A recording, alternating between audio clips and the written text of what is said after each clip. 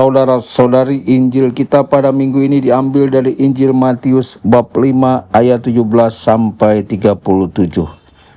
Dalam khotbah di bukit, Yesus mengajar murid-muridnya, katanya, "Jangan kamu menyangka bahwa aku datang untuk meniadakan hukum Taurat atau kitab para nabi. Aku datang bukan untuk meniadakannya, melainkan untuk menggenapinya. Karena sesungguhnya aku berkata kepadamu, selama belum lenyap langit dan bumi ini, satu huruf kecil atau satu titik pun tidak akan ditiadakan dari hukum Taurat sebelum semuanya terjadi. Karena itu, siapa yang meniadakan salah satu perintah hukum Taurat, sekalipun yang paling kecil, dan mengajarkannya demikian kepada orang lain, ia akan menduduki tempat yang paling rendah di dalam kerajaan surga. Tetapi siapa yang melakukan dan mengajarkan segala perintah Taurat, ia akan menduduki tempat yang tinggi di dalam kerajaan surga. Aku berkata kepadamu, jika hidup keagamaanmu tidak lebih benar daripada hidup keagamaan para ahli Taurat dan orang-orang Farisi, kamu tidak akan masuk ke dalam kerajaan surga.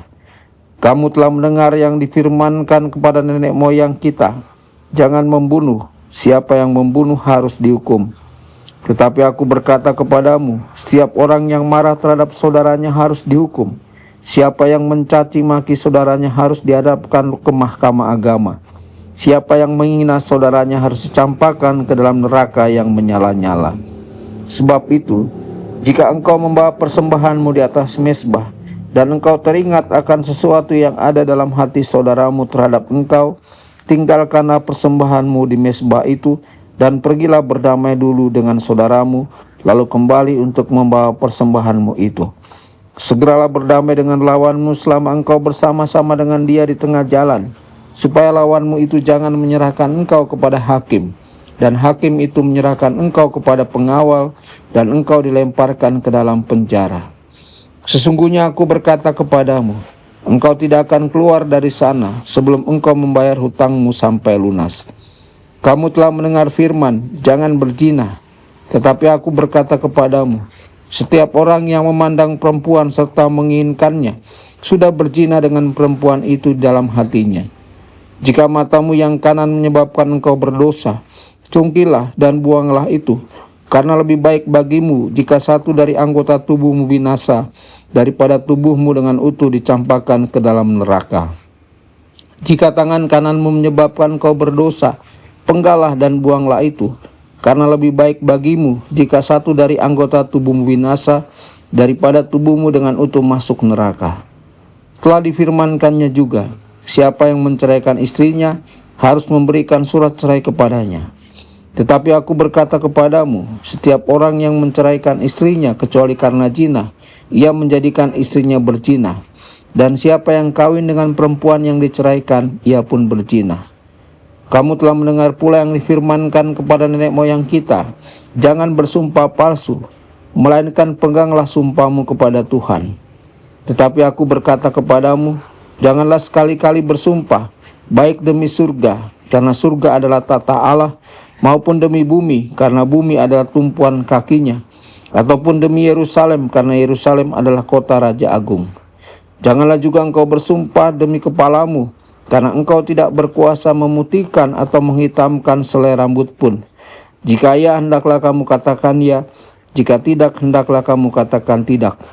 Apa yang lebih daripada itu berasal dari si jahat. Demikianlah sabda Tuhan. Terpujilah Kristus.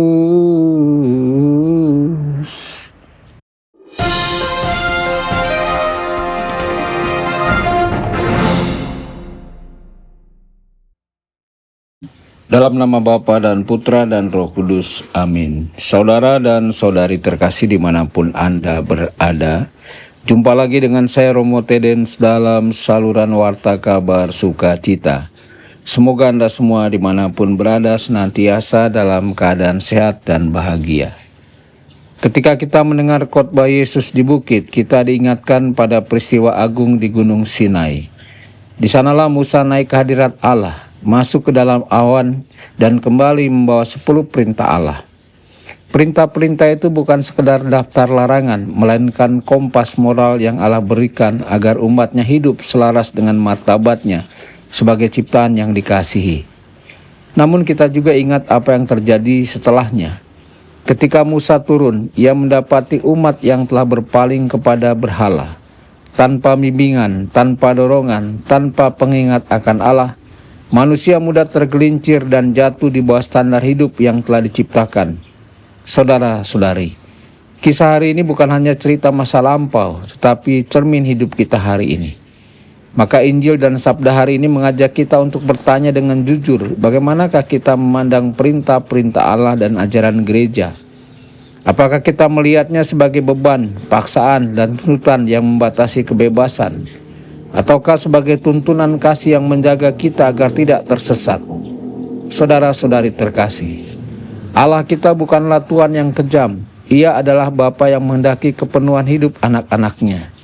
Karena itu ia tidak hanya memberi perintah, tetapi juga memberi pertolongan. Melalui Nabi Yesaya, Allah menegaskan bahwa sabdanya tidak pernah kembali dengan sia-sia. Sabda Allah selalu bekerja, selalu mengubah, selalu menghasilkan buah. Dan puncaknya, Allah mengutus putranya sendiri. Yesus datang bukan hanya untuk mengulang hukum Taurat, tetapi untuk menggenapinya. Yesus adalah sabda Allah yang hidup. Maka perintah-perintahnya bukanlah tuntutan dari luar, melainkan undangan untuk bertumbuh dari dalam. Dengan rahmat-Nya kita dibentuk, dimurnikan, dan diperindah ketika kita berjuang melawan keegoisan dan dosa. Saudara-saudari, iman Kristen bukan sekedar soal menaati aturan, melainkan soal memberi persetujuan iman, menyerahkan kehendak kita kepada kehendak Allah. Ketika kita taat, kita sedang memperkenankan sabda Allah bekerja di dalam diri kita. Yesus memanggil kita untuk hidup menurut standar yang lebih tinggi. Namun sesungguhnya ia hanya membangkitkan kompas batin yang telah Allah tanamkan dalam diri kita sebagai anak-anaknya. Perintah-perintah Tuhan ibarat rel kereta yang menjaga hidup kita tetap di jalur, agar kita tidak tergelincir ke dalam penyembahan berhala terbesar, yakni berhala diri sendiri. Saudara-saudari, kita diajak untuk bermenung apakah perintah Tuhan bergaung dalam hati kita. Apakah kita sungguh mau memahami sabda Yesus melalui ajaran gereja yang diberi wewenang oleh Allah untuk menafsirkan dan mengajarkan wahyu. Marilah kita memandang perintah-perintah Allah bukan sebagai beban, melainkan sebagai jalan kasih menuju kepenuhan hidup. Dengan ketaatan iman, kita membiarkan sabda Allah bekerja di dalam diri kita dan menuntun kita menjadi pribadi yang semakin serupa dengan Kristus. Tuhan Yesus memberkati Anda semua. Sabda Allah adalah kebenaran. Sabda Allah adalah kehidupan. Mari kita mencintainya, mari kita menghayatinya. Ya Tuhan yang ku muliakan, sabdamu angkat resahku.